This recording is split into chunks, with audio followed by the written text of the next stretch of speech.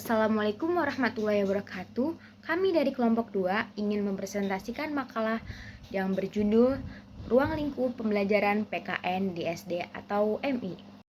Perkenalkan, nama saya Intan Aliyah Triwulandari sebagai moderator, dan selanjutnya ada teman saya bernama Ufi Nur Rahmah dan Sabita Khairunisa. Ruang lingkup di SD atau MI. PKN memiliki ruang lingkup yang luas untuk diajarkan, terutama pada jenjang sekolah dasar. Seperti yang diungkapkan Kurniawan 2013, salah satu program pendidikan atau mata pelajaran yang ruang lingkupnya cukup luas dan mempunyai sedikitnya 3 hal atau domain dalam proses pembangunan karakter, yaitu pada mata pelajaran pendidikan kewarganegaraan atau PKN. 3 hal atau domain itu seperti yang pertama, jika ditinjau dari sudut pandang konseptual yang memiliki peran dalam mengembangkan konsep-konsep dan teori, yaitu pendidikan kewarganegaraan. Yang kedua, jika ditinjau secara kurikuler untuk mempersiapkan anak-anak menjadi manusia dewasa yang berkarakter melalui berbagai lembaga pendidikan, sejumlah program pendidikan dan model implementasinya dikembangkan oleh pendidikan kewarganegaraan. Dan yang terakhir, sosial kultural.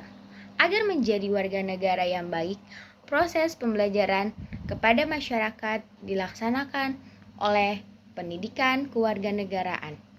Ruang lingkup pembelajaran di sekolah dasar atau Madrasah Ibtidaiyah atau MI mencangkup berbagai aspek yang penting untuk mendukung perkembangan peserta didik.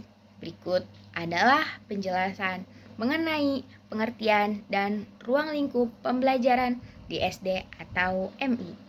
Ruang lingkup pembelajaran PKN di SD atau MI dapat dibagi menjadi beberapa aspek utama. Yang pertama, kurikulum. Kurikulum merupakan rencana pembelajaran yang mencakup tujuan pendidikan, standar kompetensi, dan materi pelajaran. Kurikulum di SD atau MI biasanya bersifat tematik, mengintegrasikan berbagai mata pelajaran untuk memberikan pengalaman belajar yang holistik. Yang kedua, metode pembelajaran. Berbagai strategi yang tekniknya digunakan oleh guru untuk menyampaikan materi kepada siswa. Metode ini harus mempertimbangkan karakteristik siswa seperti minat, motivasi, dan kemampuan kognitif mereka. Yang ketiga, yaitu media pembelajaran. Alat atau sumber daya yang digunakan untuk mendukung proses belajar mengajar. Dapat mencangkup buku teks, alat peraga, teknologi, informasi, dan sumber belajar lainnya. Yang keempat, ada evaluasi pembelajaran. Proses penilaian terhadap kemajuan siswa dalam mencapai tujuan pembelajaran. Evaluasi ini penting untuk mengetahui efektivitas metode yang digunakan dan untuk memperbaiki proses pembelajaran ke depannya. Yang terakhir, ada pengelolaan kelas. Strategi ini untuk menciptakan lingkungan belajar yang aman dan nyaman. Ini mencangkup manajemen interaksi antara guru dan siswa, serta antara siswa itu sendiri. Materi selanjutnya yaitu karakteristik PKN yang akan disampaikan oleh Sabita Khairunisa.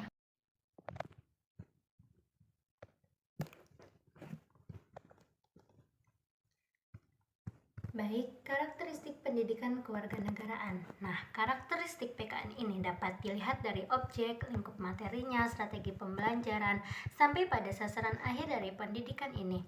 Pendidikan kewarganegaraan merupakan mata pelajaran yang memfokuskan pada pembentukan kewarganegaraan yang memahami dan mampu melaksanakan hak-hak dan kewajibannya untuk menjadi warga negara Indonesia yang cerdas, terampil, dan berkarakter, yang diamanatkan oleh Pancasila dan UUD 1945. Adapun karakteristik PKN ini Yang pertama ada pendidikan kewarganegaraan termasuk dalam proses ilmu sosial atau IPS. Nah, yang kedua, pendidikan kewarganegaraan diajarkan sebagai mata pelajaran wajib di seluruh program sekolah dasar sampai perguruan tinggi. Yang ketiga, pendidikan kewarganegaraan menanamkan banyak nilai, di antaranya nilai kesadaran, bela negara, penghargaan terhadap hak asasi manusia, kemajemukan bangsa, pelestarian lingkungan hidup, tanggung jawab sosial, ketaatan pada hukum, ketaatan membayar pajak, serta sikap perilaku anti korupsi, kolusi, dan nepotisme. Yang keempat, pendidikan kewarganegaraan memiliki ruang lingkup meliputi aspek persatuan dan kesatuan bangsa, norma, hukum, dan peraturan hak asasi manusia, kebutuhan warga negara, konstitusi negara, kekuasaan dan politik, Pancasila, dan globalisasi. Yang terakhir, pendidikan kewarganegaraan memiliki sasaran akhir dan tujuan untuk terwujudnya suatu mata pelajaran yang berfungsi sebagai sarana pembinaan watak bangsa atau nation and character building dan pemberdayaan warga negara. Baik, untuk materi selanjutnya yaitu tujuan dan tantangan dalam ruang lingkup pembelajaran PKN di MI. Yang pertama yaitu mengenalkan nilai-nilai dasar kebangsaan. Siswa diperkenalkan dengan nilai-nilai Pancasila dan Bhinneka Tunggal Ika yang menjadi fondasi dalam kehidupan berbangsa dan bernegara. Ini membuat mereka menyadari pentingnya menjaga persatuan dan kesatuan meskipun terdapat perbedaan baik berdasarkan budaya, agama, maupun latar belakang sosial. Yang kedua, meningkatkan kesadaran hak dan kewajiban sebagai warga negara. Melalui pembelajaran PKN, siswa diajarkan tentang hak-hak yang dimiliki oleh setiap orang serta kewajiban yang harus dipenuhi untuk dapat berkontribusi secara aktif dalam bermasyarakat. Ini membuat mereka menyadari peran dan kewajiban dalam beraktivitas sehari-hari, baik dalam lingkungan sekolah maupun komunitas. Yang ketiga, mengembangkan sikap toleransi dan kerjasama. Sasaran lain dari PKN adalah membentuk sikap saling menghargai perbedaan, serta mengutamakan kolaborasi dalam mengatasi berbagai tantangan. Siswa diajarkan untuk saling menghormati dan bekerja sama, yang merupakan dasar penting dalam kehidupan bermasyarakat. Yang terakhir yaitu meningkatkan kemampuan berpikir kritis dan demokratis. Dalam pembelajaran PKN, siswa tidak hanya mendapatkan informasi, tetapi juga diajarkan untuk menganalisis secara kritis isu-isu sosial dan politik yang ada. Selain itu, mereka didorong untuk memahami prinsip-prinsip demokrasi agar mereka dapat berpartisipasi dalam mengambil keputusan bersama. Selanjutnya yaitu tantangan dalam pembelajaran PKN di MI. Yang pertama yaitu membuat pembelajaran PKN yang menarik dan relevan dalam konteks kehidupan siswa. Siswa MI berada dalam tahap perkembangan yang membutuhkan pembelajaran yang menarik dan menyenangkan. Guru PKN perlu menggunakan metode pembelajaran yang kreatif dan inovatif untuk membuat pembelajaran PKN lebih menarik dan menyenangkan bagi siswa. Yang kedua yaitu menyatukan prinsip-prinsip Pancasila dan ajaran Islam dalam pembelajaran pendidikan kewarganegaraan. Menyatukan prinsip-prinsip Pancasila dan ajaran Islam dalam proses pembelajaran PKN merupakan tantangan tersendiri. Guru PKN perlu memahami dan menguasai kedua sumber nilai-nilai tersebut agar dapat mengintegrasikan secara harmonis dalam pembelajaran. Yang ketiga yaitu mengatasi keterbatasan sumber daya dan fasilitas di MI. Banyak MI yang kekurangan sumber daya dan fasilitasnya seperti buku pembelajaran, alat peraga, serta ruang kelas yang memadai. Guru PKN perlu kreatif untuk memanfaatkan sumber daya yang ada dan mencari alternatif solusi untuk mengatasi keterbatasan tersebut. Yang keempat yaitu Yang keempat yaitu meningkatkan kemampuan guru PKN dalam mengembangkan metode pembelajaran yang efektif.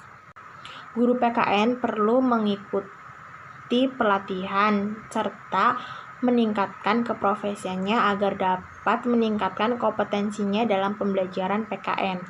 Yang terakhir yaitu mempersiapkan siswa untuk menghadapi tantangan globalisasi dan perkembangan teknologi informasi.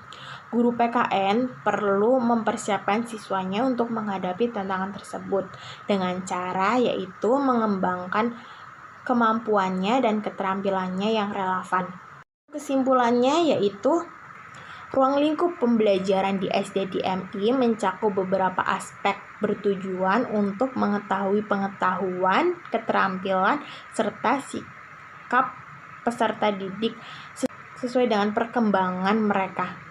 Pembelajaran di tingkat dasar meningkat beratkan dalam pengalaman konkret, pembentukan karakter, serta penguatan nilai-nilai moral dan sosial.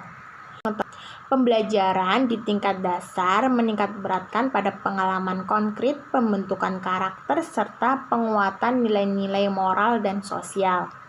Mungkin sekian dari kelompok kami, kurang-kurangnya mohon maaf. Billahi taufiq wal hidayah. Wassalamualaikum warahmatullahi wabarakatuh.